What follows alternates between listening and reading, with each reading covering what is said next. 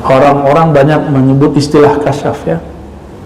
Kasyaf ini terbagi, pertama kasyaf ilahi, kasyaf dari Allah.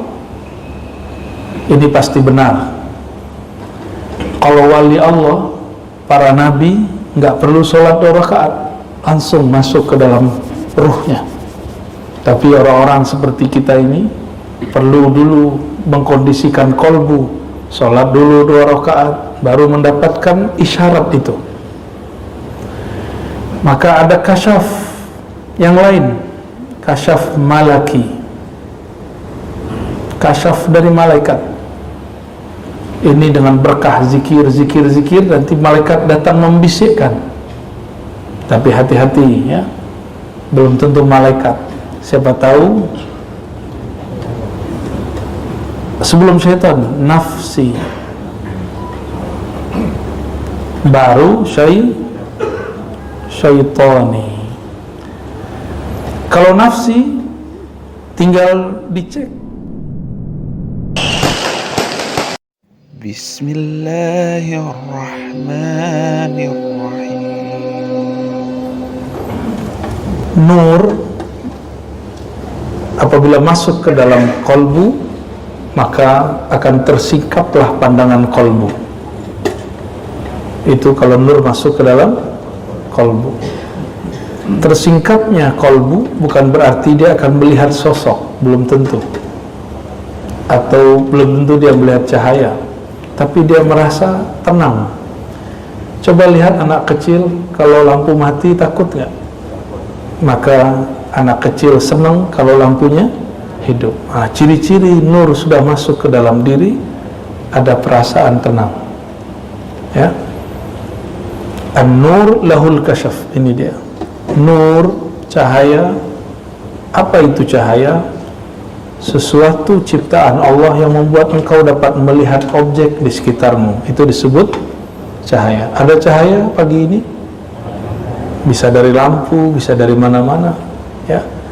Jika seandainya suatu saat cahaya-cahaya ini hilang, kolbu masih bercahaya nggak? Nanti ada masa, saya bukan nakut-nakutin, tapi Nabi SAW mengabarkan akan ada masa krisis. Di saat itu datanglah sang maha pembohong. Jika ada yang maha benar Allah, ini maha pembohong. Surganya neraka, nerakanya surga. Cahayanya kegelapan, kegelapannya cahaya. Dia menawarkan cahaya palsu. Gimana cara jawabnya? Maka kita harus punya nur yang ini. Nur apakah ini? Nur ma'rifatullah, nur tauhid kepada Allah Subhanahu wa ta'ala. Nur itulah yang tersimpan dalam huruf-huruf yang ada dalam surat Al-Kahf, terutama 10 ayat pertama dan 10 ayat terakhir ya. Beberapa waktu lalu saya menyampaikan, karena perintah guru, menyampaikan kalau kamu mimpi ini sampaikan bahwa saya mimpi sosok sang pembohong itu, bahwa dia sudah tidak dirantai. Sebelum itu saya mendengar seorang yang soleh juga mengatakan, ini ada riwayat, ada kabar dari Al-Habib Omar, guru dari guru-guru kita semua, Habib dari Habib kita semua. Tapi ternyata sampai hari ini kita belum mendengar bahwa beliau bermimpi seperti itu. Maka saya pun kemudian merevisi dan mencabut syawahid itu, tambahan itu.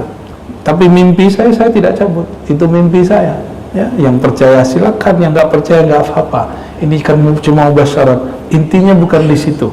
Intinya adalah pesan Rasulullah bahwa setiap nabi mengingatkan umatnya mengenai kedatangan si pembohong. Itu intinya. Jadi jangan gagal fokus ya.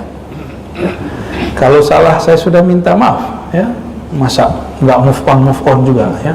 Berarti ente memang pengen cari kesalahan aneh banyak ya, nggak usah dihitung atau banyak sekali. Karena lisan ini mahallul khata ya, memang tempat banyak salah ya. Maka kita selalu minta kepada Allah supaya meluruskannya. Amin ya rabbal alamin. Nur itu membuat ada kasyaf. Apa arti kasyaf? Kasyaf itu penyingkapan. Orang-orang banyak menyebut istilah kasyaf ya. Kasyaf ini terbagi, pertama kasyaf ilahi, kasyaf dari Allah. Ini pasti benar. Kalau wali Allah, para nabi nggak perlu sholat 2 rakaat, langsung masuk ke dalam ruhnya. Tapi orang-orang seperti kita ini perlu dulu mengkondisikan kolbu, sholat dulu 2 rakaat, baru mendapatkan isyarat itu. Maka ada kasyaf yang lain, kasyaf malaki, kasyaf dari malaikat. Ini dengan berkah zikir, nanti malaikat datang membisikkan. Tapi hati-hati ya, belum tentu malaikat. Siapa tahu sebelum syaitan, nafsi, baru syaitani. Kalau nafsi, tinggal dicek jiwa dia yang mana. Apakah jiwa dia jiwa yang buas atau jiwa yang tamak? Jika isinya duit, makan dan sejenisnya, itu berarti dalam dirinya ada gejolak-gejolak syahwat duniawi. Jika kalau dia zikir, hancurkan, bunuh gitu ya, serang, berarti dalam dirinya ada aib, ada nafs si bayi, buas. Tapi jika di dalamnya ada strategi menghancurkan orang secara halus, maka orang ini syaitani. Ciri-cirinya buka aib orang lain ya, itu syaitani. Maka kasyaf yang membuka aib, membuat perpecahan, ini dari syaitan. Ini dari syaitan ya. Gimana perasaannya Pak? Ada orang mimpi kita, tapi dia melihat di jidat kita ada lafaz kafir. Perasaan kita gimana? Sedih kita ya. Kita yang mimpi begitu, katakan ini mimpi dari syaitan. Oh, lagi zikir, katakan syaitan lebih lama zikir daripada kamu ya. Jadi kalau itu terjadi pada antum, jangan percaya. Sama, antum mimpi ngelihat ada lafaz Allah di jidat orang, belum tentu juga benar ya. Seperti itu cara iblis untuk menipu kita, supaya kita percaya dengan orang itu padahal dia bukan orang yang benar. Ini kalau kasyaf ilahi, ini yang disebut ihsan, musyahadah, muraqabah. Ini para wali-wali Allah yang spesial. Sedangkan malaki, ini wali-wali Allah biasa. Jadi wali Allah juga ada tingkatannya, sebagaimana malaikat juga ada tingkatannya. Kalau malaki turunnya ke kolbu, dia masuk ke kolbu. Sedangkan jika itu dari syaitan, membuat was-was dan gelisah. Nah, di masa Rasulullah ini terjadi semua. Nah, Rasulullah hanya menerima mimpi orang yang dari ilahi atau malaki. Saya sudah sering menyebutkan bahwa para sahabat itu setiap ba'da subuh setoran mimpi. Cuma jumlah sahabatnya belum sebanyak ini ya. Ini berapa orang nih? Dan tidak semua sahabat bermimpi. Sampai-sampai Abdullah bin Umar yatamanna birru'ya, berharap dia punya mimpi. Apa kata dia? Coba kalau saya mimpi. Dia kalau ada orang mimpi datang ke Nabi, Nabi takbir. Maksudnya apa? Menceritakan mimpi sudah biasa di zaman Rasulullah sallallahu alaihi wasallam. Maka saya aneh kalau ada orang mengatakan itu bukan uslubnya Habib Umar gitu. Itu bukan, kalau wali pasti uslubnya salah satunya mimpi. Salah satu dari uslub walaya adalah menghargai mimpi. Mungkin kalau kita berhusnuzan, bukan uslub beliau, bukan metodologi beliau jika berdakwah menceritakan mimpi. Kalau itu saya percaya. Tapi kalau wali tidak menghargai mimpi, saya tidak percaya. Ya, semua wali menghargai mimpi karena mimpi itu terjemahan kolbunya. Kolbunya lagi benar, tinggal dicek mimpinya apa. Dan hebatnya wali-wali Allah, mereka sadar dalam keadaan mimpinya. Ya, bisa sadar dalam mimpinya. Dalam mimpi itu akan datang ada wali-wali palsu, mursyid-mursyid palsu, itu bisa dicek, Pak. Bisa dicek. Ada cara-caranya, ya. Ini daripada Syafi'i. Kalau silahkan ditulis ya, saya hapus. Sekarang basirah. Apa beda nur dan basirah? Meskipun nur sudah dapat, tapi kalau basirahnya nggak benar, basirah itu adalah pandangan batin. Ini basirah. Ini pelajaran besar. Saya tidak ingin mengungkap kesalahan, cuma ini pelajaran besar yang diekspos. Masalah mimpi, masalah kasyaf. Masih ingat berapa tahun yang lalu pemilu, salah satu ustadz kita yang sangat alim mendengar juga orang soleh, sama kasusnya, nggak jauh beda dengan saya, ya. Coba ini masuk ke ranah politik, bahwa orang soleh ini menyebut nama salah satu calon 5 kali, bener? Itu kasyafnya bener, kasyafnya bener. Tapi yang menerjemahkan kasyaf ketika dibukakan satu kejadian, antum melihat satu kejadian masing-masing beda-beda nggak? Contoh, ini contoh nih. Saya kan ditanya orang mengenai video Gus Yakut tuh, masalah azan. Kalau orang Bintaro mah udah biasa, ya nggak? Benar nggak? Ini Puri Bintaro nggak ada, Pak, suara mic keluar. Ini paling cuma saat azan, sholawatannya nggak ada, baca Qurannya nggak dikencengin. Sudah biasa orang di sini. Tapi masyarakat kita kan masyarakat orang yang rame, suka rame-rame, benar ya? Senang dengerin sholawatan. Itu kaget dengan kata-kata begitu, nggak siap. Bapak sudah pernah umroh pasti, haji di Saudi, itu speaker diatur. Di Malaysia diatur, tapi orangnya mau diatur. Orang Indonesia kan nggak siap digituin. Kita ini hidup santai, masa depan cerah. Ketemulah satu clue yang kira-kira membuat kita emosi. Kalimat misalnya menggonggong. Nah, ini digoreng terus. Dulu waktu Pak Yusuf Kala berbicara hal yang sama, tidak ada yang mengomentari seperti itu. Kenapa? Ada basiroh yang berbeda, cara pandang yang kan sudut-sudutnya lain-lain. Antum yang biasa ke luar negeri itu biasa dengan begitu, tapi kalau mainnya dalam negeri ya begitulah. Tapi emang diksinya nggak tahu kok diksinya keluar kata menggonggongnya, itu aja masalahnya ya.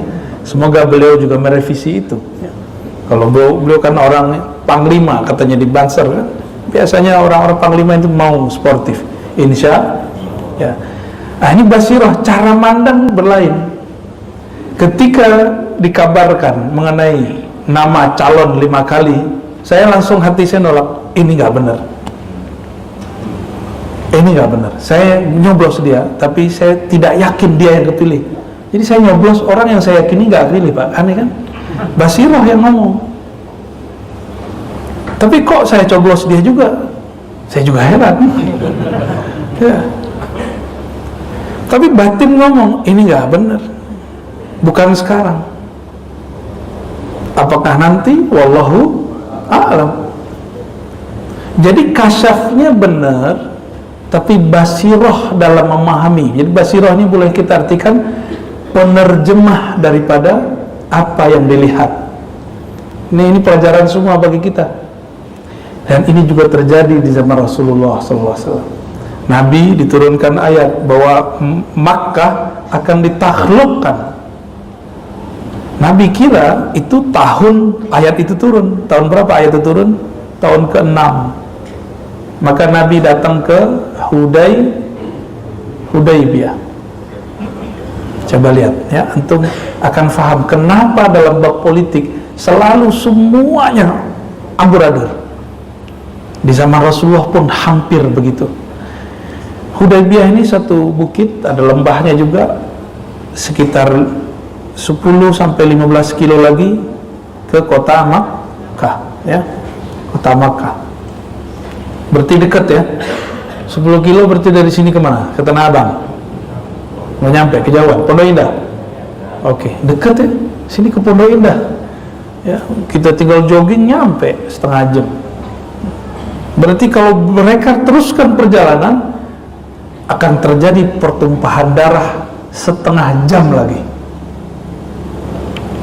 Jumlah umat Islam lebih banyak daripada kafir Quraisy yang sudah tua-tua. Jadi itu yang menolak umat, yang menolak Nabi Muhammad, wong tua, orang tua yang gak mau berubah, meninggalkan agama lamanya, yaitu menyembah Lata, Uzza dan sejenisnya.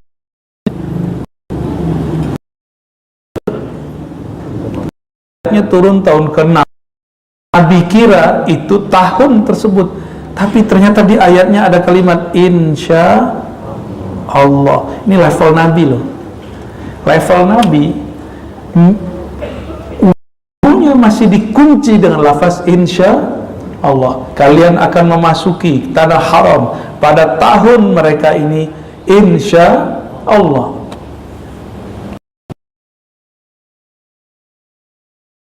Rasulullah Muhammad Rasulullah, itu Muhammad bin Abdullah, itu Muhammad Rasulullah. Dari dulu kami izinkan kau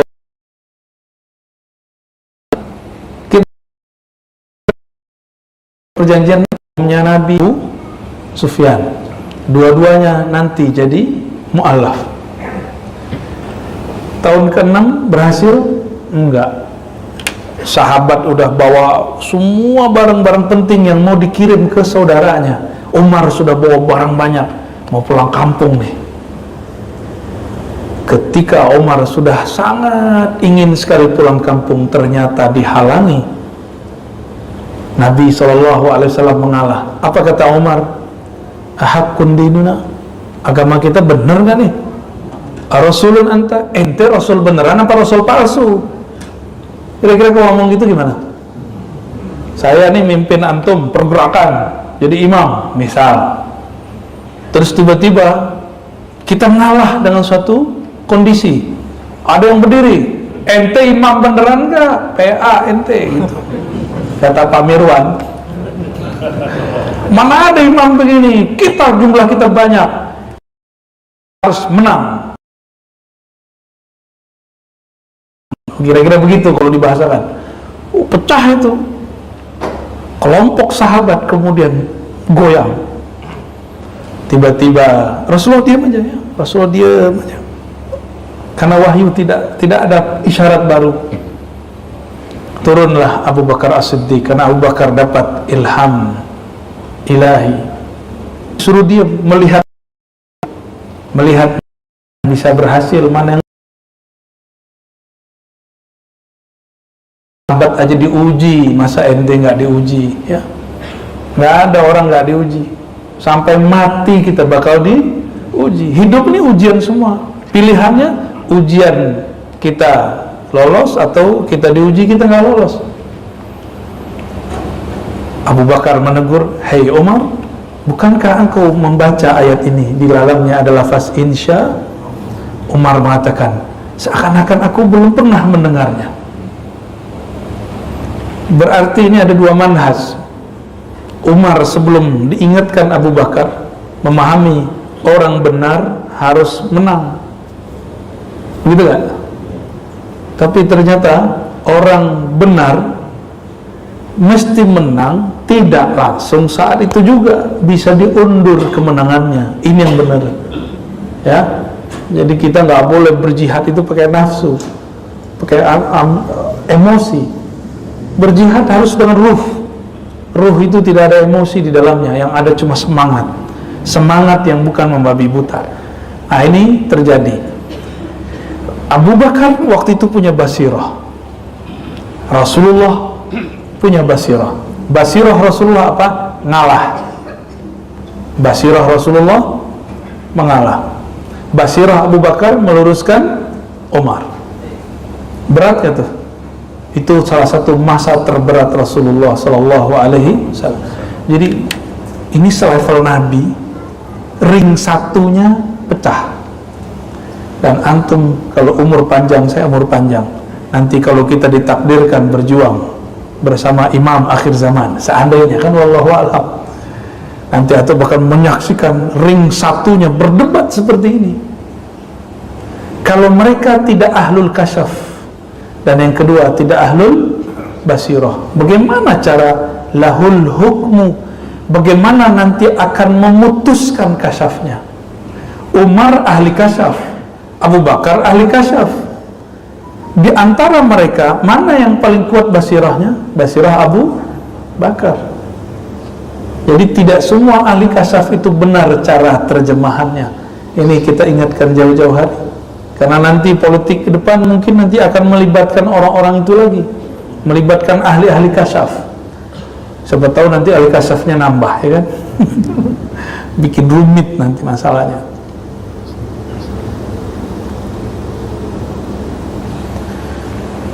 Hukmu artinya keputusan, memutuskan makna daripada kasyaf, ya. Apa makna yang ada dari kasyaf tersebut? Ini yang akan diputuskan. Disinilah kita perlu memandang kolbu. Wal kolbu, kolbu itu mempunyai dua karakter. Yang pertama iqbal, ada namanya iqbal. Iqbal, menghadap kepada Allah, bukan ke nafsunya. Yang kedua idbar, menghadap dunia. Idbar menghadap, idbar menghadap aja. Fulus, apalagi viral, sama app. Satu app fulus, viral. Dua ini materi, dua tensi. Satu fulus, satu viral. Cuma ini ujian salah. Apa aja ujian umat Nabi kita bisa, ya. Kita bisa urusan fulus dan viral. Benar nggak? Apa saya salah? Ya. Fulus gimana? Antum diuji dukutnya, fulusnya. Saat kita cinta harta, kita yang bekerja, bukan kita yang menikmati. Maka saya sering bertanya ke kawan-kawan saya yang bekerja, pernah nggak Anda sudah capek-capek survei, buat bahan presentasi, mengumpulkan data, tapi yang jebol punya teman pakai punya kita? Pernah? Pasti banyak, ya. Gak usah khawatir, Allah gak pernah menukar rezeki seseorang. Siapa yang stres saat itu, berarti dia sedang berprasangka kepada Allah. Inilah bahayanya, rukun iman keenamnya rusak. Dia berpikir rezeki dia diambil orang. Tidak ada rezeki kita diambil orang, apalagi pasangan kita diambil orang, nggak bakal. Itu rezeki. Anak kita diambil, nggak bakal. Yang punya kita akan sampai kepada kita, yang nggak bakal sampai. Nah, ini perlu digarisbawahi. Punya apa namanya? Punya usaha yang sama dengan orang lain? Pernah punya? Tiba-tiba nggak laku, sepi, setan datang. Ini kan bagian dari was-was, kasyaf syaitani. Kebawa mimpi bahwa tetangga sebelah naruh apa namanya, jimat sial, ya, toko kamu sedang diserang. Wah, datanglah ke dukun besok. Kata dukun, itu benar. Mimpi setan datang ke rasulnya setan. Klop sudah, kuadrat. Kesetanan lah orang ini. Ini kesurupan orang sadar. Lebih bahaya daripada orang kesurupan beneran. Ada orang kesurupan, paling-paling suaranya berubah ya. Ya tegang-tegang dikit ya, cowel ya, sadar insya Allah. Tapi kalau yang kayak tadi itu kesetanan. Dia sadar tapi dia sedang kesetanan, dan itu lebih berbahaya ya. Nah ini teman-teman, ini yang merusak kita nih, fulus sama viral, materi dan imateri, cinta harta dan cinta eksistensi. Dua ini yang merusak kita semua. Semoga Allah selamatkan kita dari semua fitnah-fitnah ini ya, apapun turunan-turunannya ya. Iqbal, kalau Iqbal dia tidak menghadap fulus, dia menghadap kepada Allah. Nah, kolbunya menghadap kepada Allah. Kolbu inilah yang disebut kolbun zahidun, kolbu yang zuhud. Kolbu zuhud itu bukan berarti ditawarin durian nggak makan, tapi hatinya pengen, ya Allah durian ini kayak enak lagi, maaf bang, lagi puasa gitu, tapi hatinya bukan mulutnya yang ngiler, hatinya yang ngiler. Sering nggak begitu? Antum kalau begitu batalin aja puasanya. Itu sudah berbuka namanya, tapi batinnya. Maka kalau puasa itu lahir batin. Jangan hanya puasa makan minum, kalau itu mah gampang, cukup diet aja. Tapi kalau puasa lahir batin, tidak membiarkan kolbu kita berbuka. Inilah berbukanya kolbu ketika tertarik kepada selain Allah Subhanahu wa ta'ala. Gak apa-apa antum bergelimang harta, gak apa-apa. Mobil ganti-ganti silakan, rumah nambah terus silakan.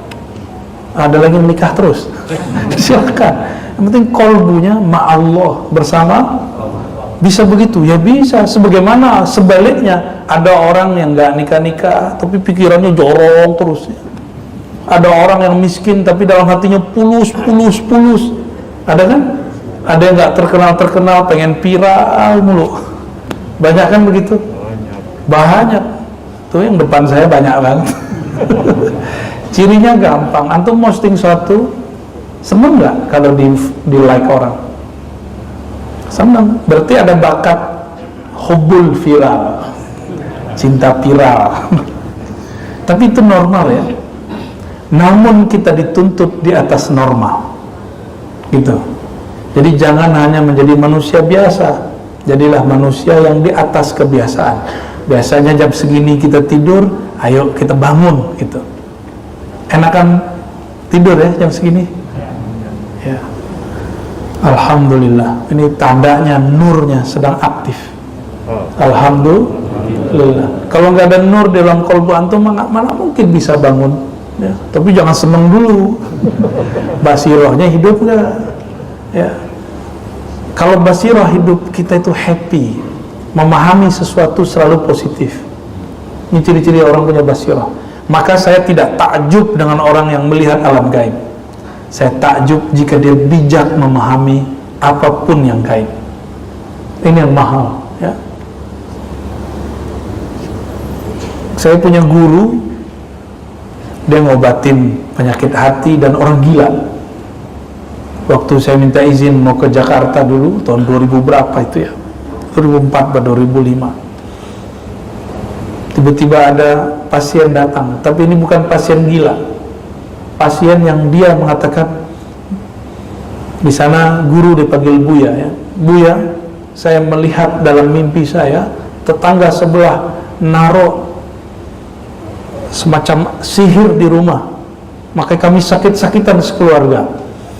Itu langsung digebrak meja. Apa-apaan kalian? Itu iblis. Langsung wajah mereka terang, yang tadinya seperti dirundung duka, nggak ada semangat, langsung semangat. Jadi dengan gebrak meja itu sembuh. Jadi wali begitu Pak ya. Wali gebrak meja, muridnya jadi sembuh. Guru kalau gebrak meja, santrinya jadi kiai. Kalau santrinya shadiq, santrinya adalah murid yang jujur, yang sungguh-sungguh kepada gurunya. Tapi kalau murid yang udah merasa jadi guru, disindir dikit marah, ya, disindir marah, apalagi disebut nama, itu murid kurang ajar, ya, murid kazib. Murid itu kalau diomongin oleh gurunya, dia nggak tersinggung, justru dia datang ke gurunya, mencium tangan gurunya dan minta maaf. Wahai Tuan Guru, kalau aku salah, bimbing aku, jangan dibiarkan aku jauh. Tapi antum akan menyaksikan nanti, bahkan mulai sekarang mungkin akan terjadi, murid-murid disindir dikit, tersinggung. Masa tersinggung sama guru? Siapa kita tersinggung sama guru? Justru kalau guru sindir kita, itu anugerah dari Allah Subhanahu wa ta'ala. Saya dari muda, saya udah biasa digampar-gampar sama guru, udah biasa. Apakah kita menjauh? Enggak, malah tambah mendekat kepada beliau. Kita dulu salah nulis, dibilang jahil ente. Kita datang, ya Sayyidi, ana jahil. Betul, saya jahil, tolong bimbingan engkau. Oh tenang, saya bimbing. Jadi orang bisa baca kitab yang tidak ada barisnya, khusus untuk antum ada kasih baris, ya. Ini dua versi, ada yang tanpa baris, ada yang pakai barisnya. Jadi bisa baca kitab, Pak. Guru kalau marah itu berkah. Ghadabus syekh barakatul lil muridin, ya. Marahnya guru, sindirannya guru itu berkah bagi murid. Jangan tersinggung, ya. Kan dari kapan hari aneh sindir mulu politik antum, kan? Aneh kan juga lagi menghantam diri sendiri, karena ya begitulah, itu cara kita. Tapi tidak sedikit yang tersinggung, baper, ya. Maka yang enggak, ya sudah. Yang mau dibimbing, ayo kita lanjut.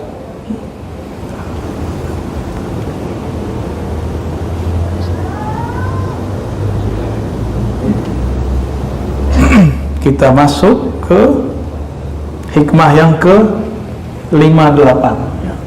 Mungkin beda kitab akan beda nomornya, ya. Nomor kitab ini bukan dari pengarang, seperti halaman bukan dari pengarang, ya. Nomor hadis bukan dari Imam Bukhari, tapi itu dari penerbit, maka beda penerbit, beda nomor. Jadi kalau ada orang hafal nomor, hebat, cuma bukan itu intinya. Inti dari ngaji ini ya mengerti isinya, bukan mengerti nomornya. Bismillahirrahmanirrahim. La tufrihka at-ta'ah. Janganlah membuat senang engkau ketaatan. Maksudnya jangan kamu GR kalau taat. Bisa memberi orang, jangan senang dulu, ya. Pernah nitip sedekah gak ke ustadz? Jangan senang dulu, itu beban buat ustadz. Kan ustadz punya hak, jadi ambil kan. Tapi dia gak ambil. Jadi kalau kita nitip sesuatu kepada orang, jangan kemudian intimidasi dia, karena dia sudah berbuat sesuatu untuk kita, ya. La tufrih kata, jangan kamu GR dengan maksiatmu, merasa girang dengan taatmu.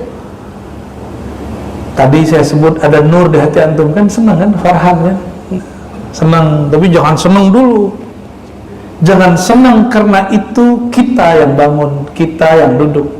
Tapi senanglah jika ada sesuatu yang lain. Kata beliau, la tufrihka ta'atu li'annaha barazat minka. Jangan kamu merasa senang karena taat itu kamu anggap barazat minka, muncul dari dirimu. Bisa baca Quran one day, one juz, itu nasibnya gimana tuh? Masih ada nggak tuh? Hah? Masih? Berapa orang? Dulu 300. Dulu banyak, ya. Lama-lama ada kebosanan, malal. Apa kata Allah? Innallaha la yamallu hatta tamallu. Allah tidak akan bosan sampai kamu bosan. Dan sudah banyak yang kabur. Kenapa? Karena cuma membaca. Maka majelis tadi harus di-upgrade biar tidak bosan. Harus ada majelis mengkaji yang dibaca. Gitu, ya. Itu Itu usul saya kalau masih punya majelis, one day, one juz. Jangan kamu merasa senang kamu bisa membaca Quran 1 juz 1 hari, bisa tahajud, bisa ikut pengajian. Jangan senang karena itu usaha kita, tapi senanglah engkau, wafrah biha, farhanlah kamu, senanglah kamu, li'annaha barazat minallah, karena ketaatanmu muncul. Barazat ini artinya muncul, minallah, daripada Allah, ilaika. Kenapa saya tadi sebut antum yang hadir pagi ini itu ada nur. Siapakah yang memberikan nur? Allah. Nur itulah yang membuat hati kita mau dengar. Ini kan banyak yang lebih tua umurnya secara biologis daripada saya, tapi mau dengar. Kalau nggak ada nur nggak mungkin, kan gengsi Pak. Rozi baru anak kemarin sore, azan aja gua duluan daripada dia. Kan bisa begitu. Lalu itu urusannya apa? Ya, dulu dia dokter, aneh yang suruh dokter kok. Terus masalahnya apa? Kalau dia sekarang jadi guru kita, dan itu akan terjadi Pak. Nanti saya akan menyaksikan ada anak muda, hafalan hadisnya, pemahamannya lebih dahsyat daripada saya, dan saya harus duduk di depan dia, gitu. Dan tidak ada masalah. Kita senang-senang aja. Kenapa? Ilmu yang ada pada saya dan ada pada dia kan dari Allah. Maka saya duduk di depan dia bukan sedang menghancurkan eksistensi, justru sedang mensyukuri apa yang diberi Allah Subhanahu wa ta'ala. Inilah ayat Allah Ta'ala, kul bifadlillah wa birahmatihi fabidzalika falyafrahu huwa khairum mimma yajma'un. Katakanlah hai Muhammad, ini dalil maulid juga ya. Ini dalil maulid juga dalil bab masalah taat. Bifadlillah, dengan anugerah Allah dan rahmat kasih sayangnya jualah. Fabizalika, karena itu semua, falyafrahu, bergembiralah engkau. Nanti di bab maulid dalilnya ini juga. Adakah anugerah dan rahmat yang lebih besar daripada diutusnya Rasulullah? Ada nggak? Maka ini bisa jadi dalil apa? Maulidur Rasul Sallallahu alaihi wasallam, termasuk Isra dan Mi'raj Nabi Sallallahu alaihi, semua itu adalah nikmat untuk umat. Maka kita senang setiap bulan Rajab karena di situ ada tanggal 27 Rajab. Meskipun secara riwayat tidak terlalu sahih, tapi ahli sejarah memilihnya untuk memperingati Isra dan Mi'raj. Falyafrahu, maka bergembiralah. Kenapa? Karena itu anugerah dari Allah Subhanahu wa ta'ala. Jadi kita senang salat subuh bukan karena kita bangun, tapi karena kita dibangunkan Allah. Beda tipis ya. Kita senang tahajud karena bukan tahajud kita, tapi karena Allah membangunkan.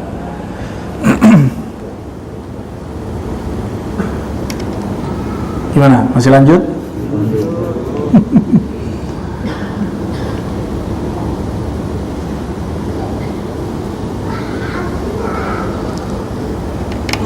Hikam yang ke-59.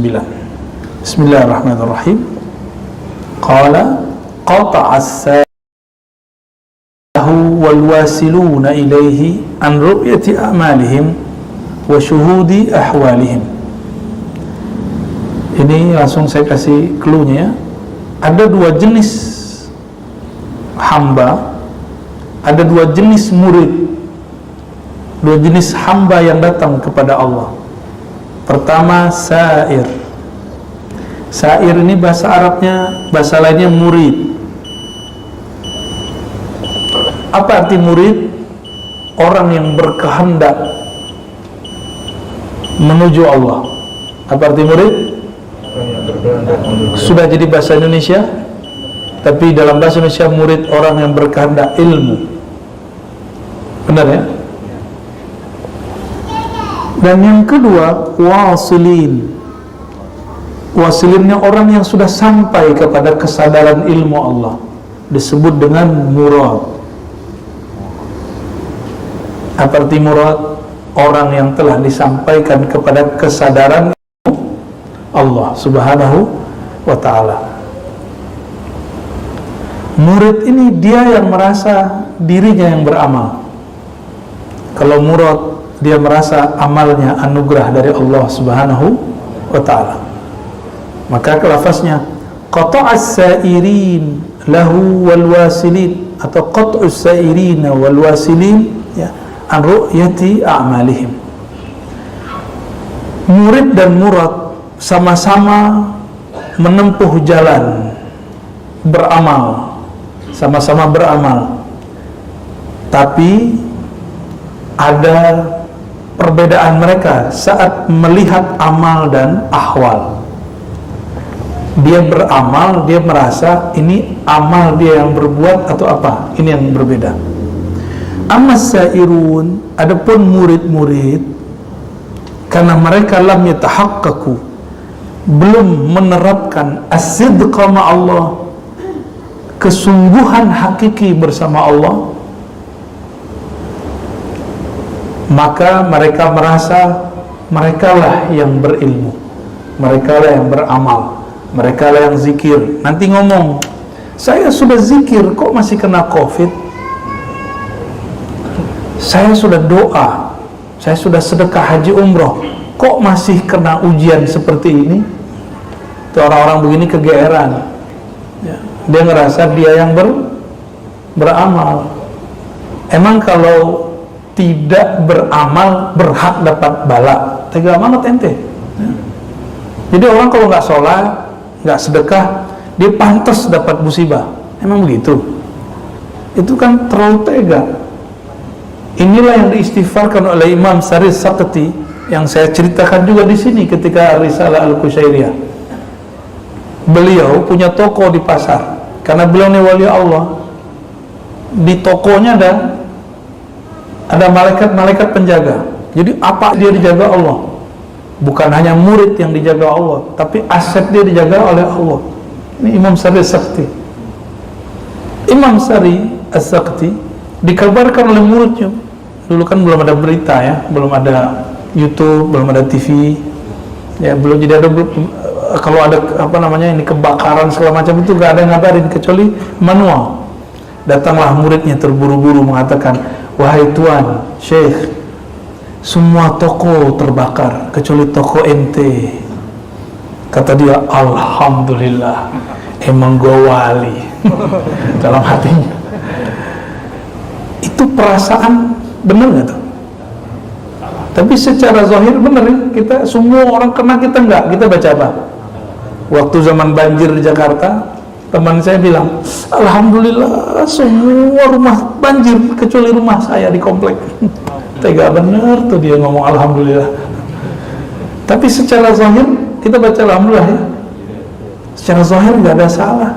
Kata orang nih, orang soleh nih, dia ketika nggak kena banjir dia baca alhamdulillah. Tapi kalau dia punya nur kewalian dalam dirinya, pantas nggak dia bersenang hati, bersyukur di saat semua orang tersungkur? Pantas nggak dia mengatakan alhamdulillah di saat semua toko terbakar kecuali toko dia? Kayak gitu, ya. Dikit-dikit bedanya, ya, antara wali sama wali PA. Maka saya tidak percaya meskipun digimik nih pergerakan Islam, tapi isinya kebencian. Senang ketika ada orang kena musibah, senang ketika ada orang yang mendapatkan mafasid, kerusakan. Dia mengatakan, tuh laknat ente kualat karena ente habis giniin guru kita. Itu bukan Islami, meskipun yang ngomong pakai baju-baju Islam. Emang ada baju Islam, ya? Itu baju Islam atau baju Ahok? Hah? Baju koko kan? No, baju Abu Jahal apa Abu Talib? Gak juga, ya. Allahumma salli ala. Ammal wasilun, adapun orang yang wasil. Apa arti wasil tadi? Yang murad, yang disampaikan Allah. fali'annahu ghayyabahum bisyuhudihi anha, karena dia Allah menggaibkan, memfanakan mereka dari memandang amalnya karena sibuk memandang Allah subhanahu wa ta'ala. Masih ingat kisah ibu-ibu sosialita yang lagi arisan di istananya Zulaikha? Masih ingat? Masih ingat gak? Emang antum pernah di sana? Maksudnya ingatkah kisahnya di Quran? Itu biasa ibu-ibu sosialita kan kalau ketemu bawa tas yang harganya wah Masya Allah ya, cincin-cincin yang Masya Allah, bajunya Masya Allah, bawa kendaraannya juga Masya, kalau perlu budaknya budak mahal. Kata mereka, ih si Leha, si Juleha masa jatuh cintrong sama budaknya, masa budak kita jatuh cinta.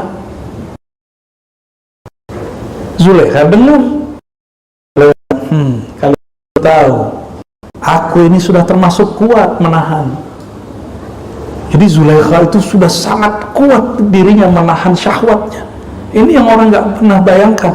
Orang tanya Zulekha itu penuh syahwat, enggak. Dia itu sudah kuat, udah nggak tahu lagi. Cowok aja ngeliat Nabi Yusuf kesemsem, Pak. Apalagi cewek. Cowok aja bilang, ya Allah, masa ada cowok secakap itu? Apalagi cewek yang ngeliat. Akhirnya dikerjain, dikasih pisau. Masih ingat? Taruh apel, kan lagi motong-motong. Yang kegores bukan apelnya, yang kegores jadi apel yang warna merah, bertambah merah karena darah. Tapi si ibu sosialita tidak menyaksikan dia menggores tangannya. Dia nggak merasakan sakit, padahal bengong semua. Kata Zulekha, Cuk, ambilin air dong. Diambilin air. Maka abis itu semuanya menggila kepada Nabi Yusuf. Ini perbedaannya, ya. Karena jamalu Yusuf jamalul wajhi, jamalnya Nabi Yusuf jamal wajahnya, indah wajah secara fisik. Jadi antum yang ganteng-ganteng ini fitnah ini. Mbak-mbak yang cantik-cantik itu ujian buat kita ini. Ya. Kita mandang yang mana? Karena pandangan ini masih kepada fisik, kita jatuh cinta kepada fisik. Inilah lemahnya kita semua. Benar nggak kelemahan kita? Jadi nggak usah sok suci lah ya. Semua kita punya itu. Dan ujian kita yang terberat selain yang dua tadi, jadi lawan jenis. Laki terhadap perempuan, perempuan terhadap laki-laki, sama aja itu. Tapi maksud saya bukan itu. Jika ibu-ibu sosialita yang cantik, yang rapi, mereka bisa tidak merasakan sakitnya menggores tangannya, apalagi jika mereka menyaksikan hakikat Nabi Muhammad SAW, apalagi jika mereka menyaksikan keindahan Allah Subhanahu wa Ta'ala, nggak akan terasa sakit. Covid ini udahlah jalani aja, kan Allah yang ngasih. Apa ada sesuatu yang terjadi di alam semesta di luar aturan Allah? Ada nggak?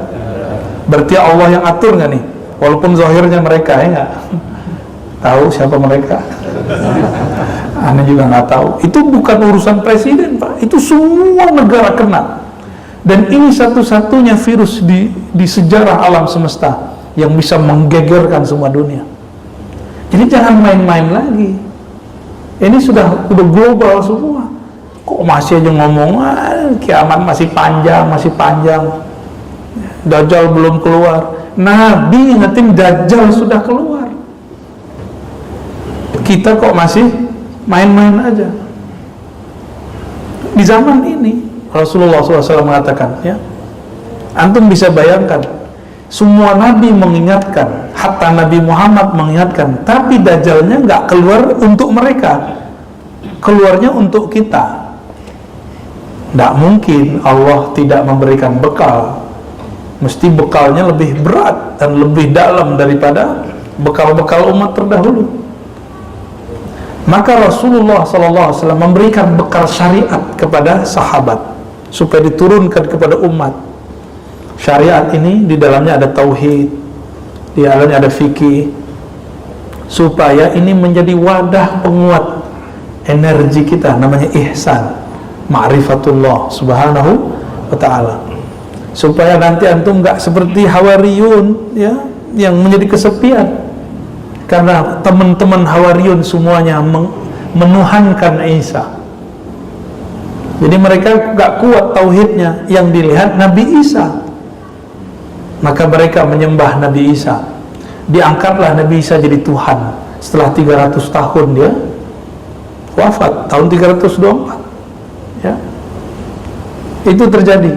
Jadi mereka menyembah Allah tapi yang tampak pada perbuatan Nabi Isa. Itu kalau bahasa lembutnya, Pak. Kalau bahasa kasarnya lain lagi ya. Tapi kita kan tetanggaan, Pak ya. Tetanggaan mas sebelah parkiran kan, jadi kita gak boleh ngomong kasar-kasar amat. Udah cukup lah ya, udah jam 6. Gimana? Ada pertanyaan? Cukup? Ada pertanyaan? Mana nih panitianya? Mau tanya, boleh angkat tangan?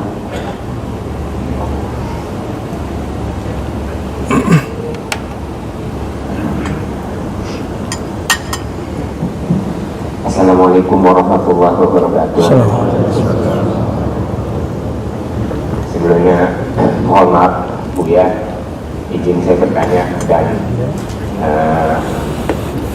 komentarnya mengenai kasab dan basiroh tadi.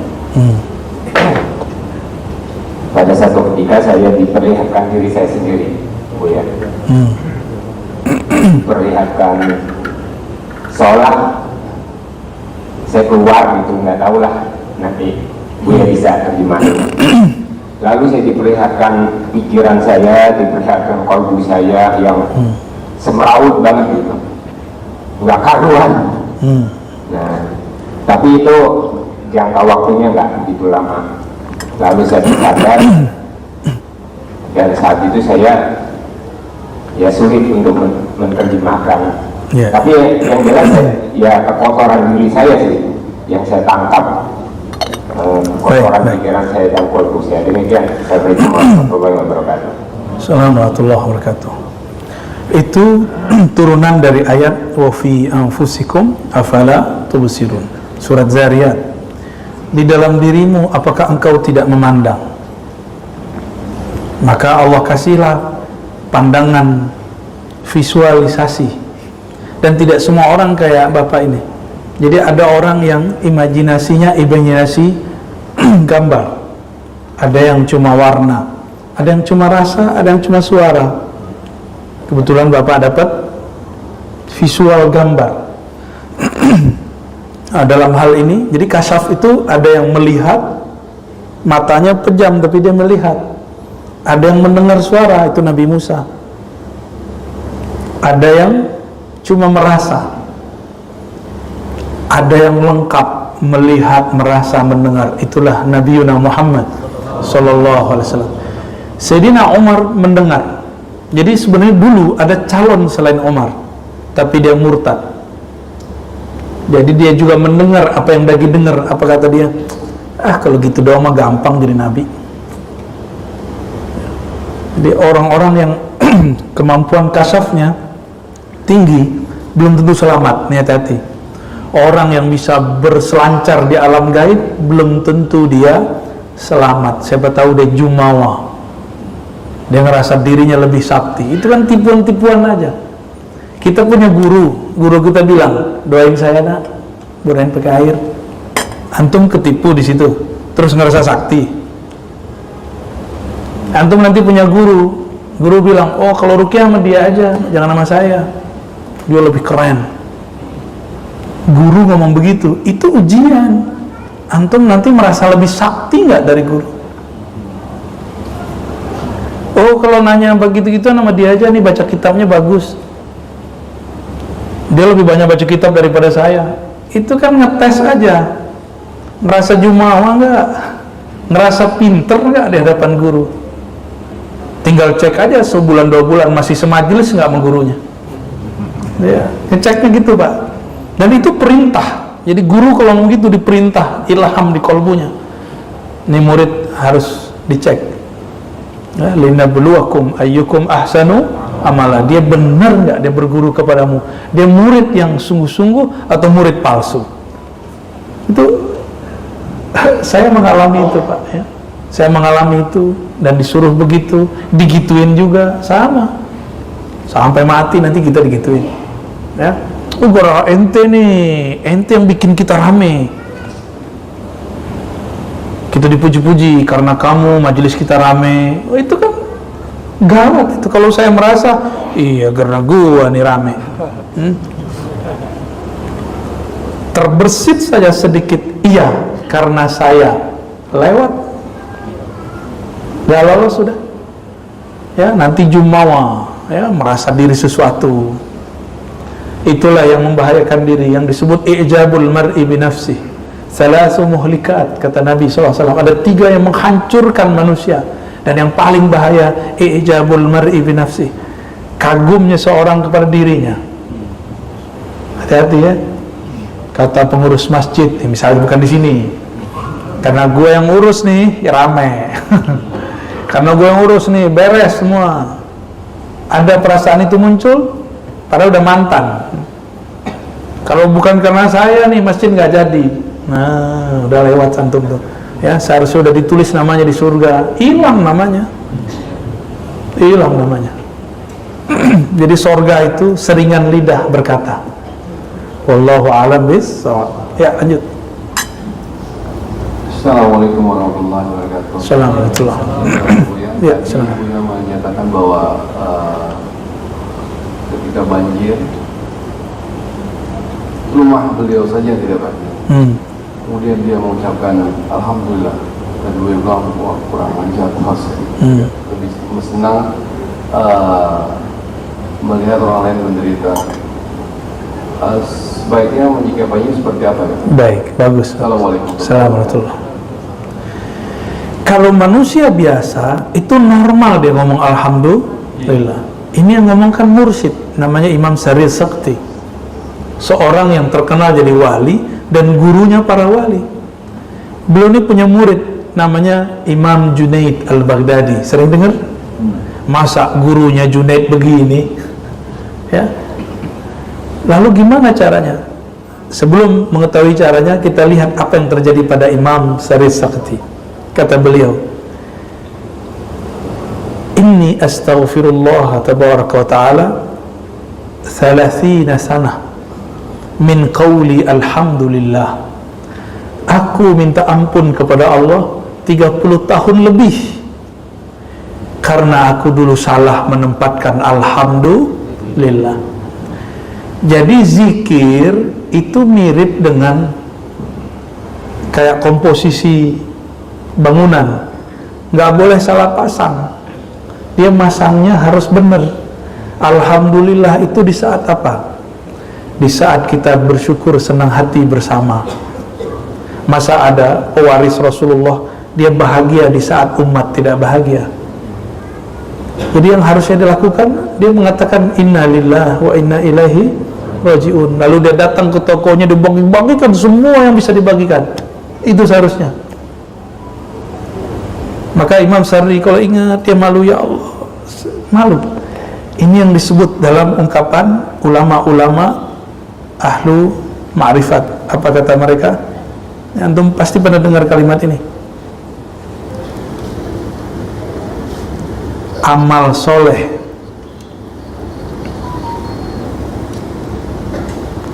awam, dosa para wali. Bahasa Arabnya hasanatul abrar sayyiatul muqarrabin.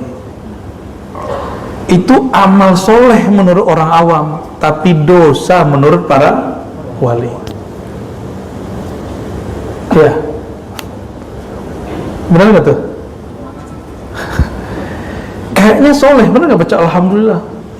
Hati-hati, lafaz alhamdulillah dulu. Kalau kemarin-kemarin Allahu Akbar, kayaknya soleh bener tuh kalimat, ya. Tapi digunakan untuk bentak ustadz. Ya. Ada ustadz di sini, bukan saya. Dia nggak sepakat tuh. Ditakbirin Pak, sampai ke dia mau keluar parkiran dikerubungin. Karena beda pilihan. Dulu begitu, pakai takbir bentak orang. Jamaah neriakin ustadz pakai takbir, ya kalah sinyalnya, lebih kenceng ustadznya. Cuma ada ustadz, sebagian ustadz takut sama jamaahnya. Ustadz cemen itu. Berhenti ente jadi ustadz. Guru itu memberi pengaruh kepada murid, bukan dipengaruhi murid. Guru itu yang memberi suluh pelita bagi umat, bukan yang digelapkan oleh jamaahnya. Ya. Jadi ustadz itu dua jenis. Ustadz asal jamaah senang, ustadz asal Allah ridha. Tuh beda tuh ya. Jadi saya nggak akan terpengaruh dengan takbir-takbir orang yang bertakbir. Dulu masih ingat nggak Bapak sejarah 10 November itu sejarah apa? Apa yang terjadi di Surabaya? Perang. Itu perang tentara Inggris orang India. Mereka turun pakai takbir karena tentaranya Muslim. Tapi Muslim campur, Ahmadiyah mah nggak Ahmadiyah. Turunnya takbir, bingung. Yang diserang hidungnya nggak mancung tapi takbir juga. Mukanya ya, beda kan orang India sama kita. Tapi takbir juga, bingung mereka. Inilah yang membuat kita bisa bertahan. Takbirnya menggetarkan orang di sana. Maka ada yang belok, membelot sebagian. Maka bisa diatasi itu dulu yang di Surabaya itu. Ya, 10 November ya, terkenal itu. Itu yang meninggal saat itu syuhada, ya, para syuhada. Mereka berjuang untuk mempertahankan negeri, yang mana negeri itu dulu aman, tempat beribadah menyembah Allah Subhanahu wa ta'ala. Jadi mencintai negeri yang di mana tempat itu aman untuk ibadah, baru disebut hubbul watan minal iman. Cinta negeri bagian dari iman. Jadi kalau negeri yang nggak begitu nggak usah dicintai. Anda mau tanya sama antum nyaman nggak sholat selama ini? Ya. Ada nggak yang ngelarang? Nggak ada. Kajian-kajian dilarang nggak? Amanah, yang penting pakai masker kan? Alhamdulillah. Jadi ini ya, udah ya, amal soleh orang awam, tapi bagi wali dianggap dosa karena salah menempatkannya. Dan saya menyaksikan itu selama 2019 itu terjadi. Kiri kanan sama. Di sini Islam, di sini Islam. Ini partainya Islam, ini partainya Islam. Bahkan yang ini partainya nggak Islam, tapi takbirnya lebih kencang. Kita bingung, ini mana yang noleh ke kanan, Allahu Akbar, ke kiri, sholawatan nama istighosahan. Kita bingung Pak selama itu. Ya. Ada lagi? Cukup lah ya. Buya akan ada pertanyaan dari YouTube Buya. Oke. Satu pertanyaan dari Siti Nistina. Izin bertanya Buya, bagaimana cara terkoneksi dengan wali Al-Ghaus? Oh, nggak usah capek-capek cari wali Ghaus. Ya, wali Ghaus itu adalah poros wali di alam semesta. Caranya gampang. Poros diri kita di mana? Temui poros dirimu, engkau akan menemui poros alam semesta. Allah memandang ke dalam diri. Allah juga memandang hanya kepada Al-Ghaus. Al-Ghaus di zaman Rasulullah beliau. Al-Ghaus itu artinya pemimpin kekasih-kekasih Allah. Di zaman Rasulullah hidup, beliaulah Al-Ghausnya. Ketika beliau wafat, diteruskan oleh sahabatnya Abu Bakar, Umar, Utsman, Ali. Terlalu zuriat Rasulullah SAW. Ya.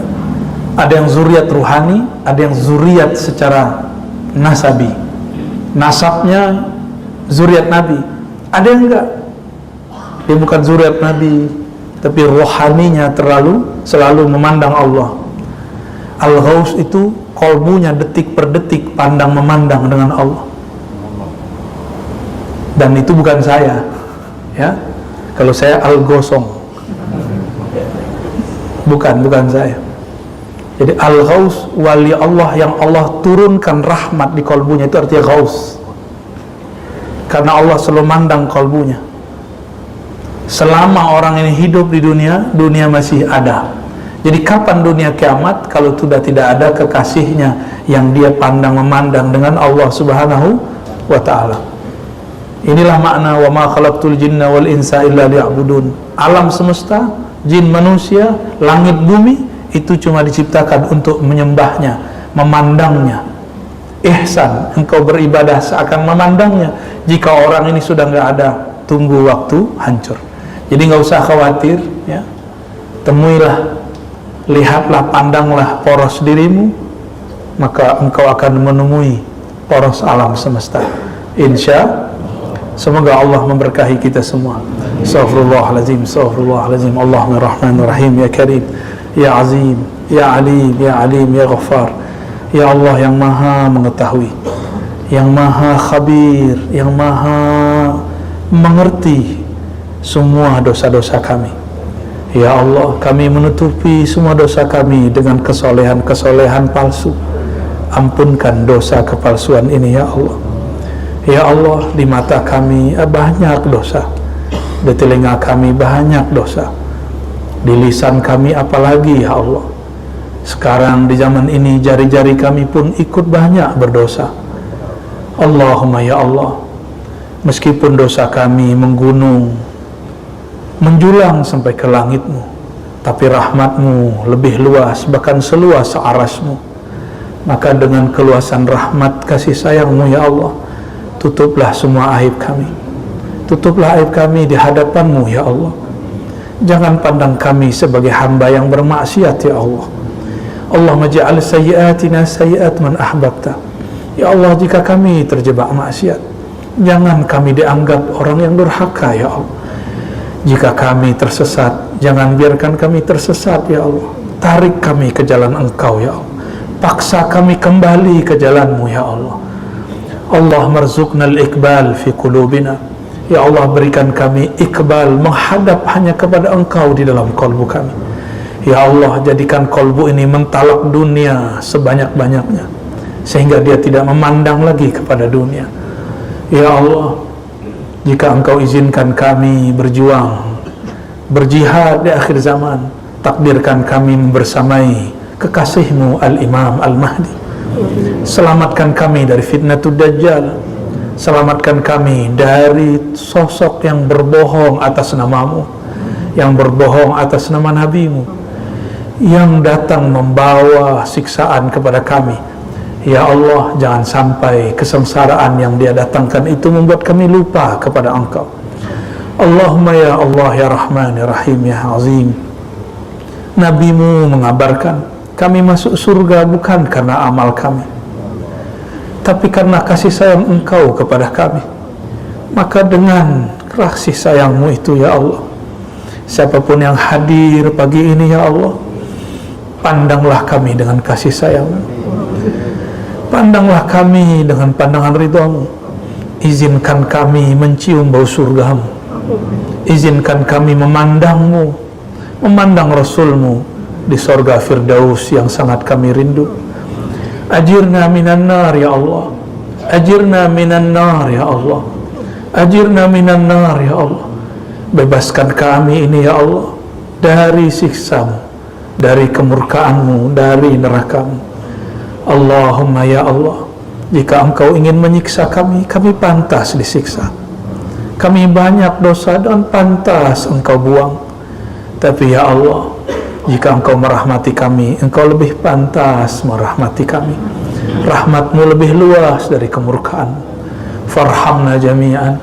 Maka rahmati kami yang hadir, yang mendengar, yang tasdik, yang ingin datang kepadamu. Ampunkan masa lalu kami, tutupilah semua keburukan kami, jemputlah kami ke jalan-Mu. Rabbana atina fid dunya hasanah wa fil akhirati hasanatan wa qina adzabannar wa khtim lana bi husnil khatimah ya Allah biha ya Allah biha ya Allah bi husnil khatimah wa sallallahu ala sayyidina Muhammad walhamdulillahi rabbil alamin subhanakallahumma wa bihamdika asyhadu an la ilaha illa anta astaghfiruka wa atubu ilaik. Assalamualaikum. Rabbil alamin.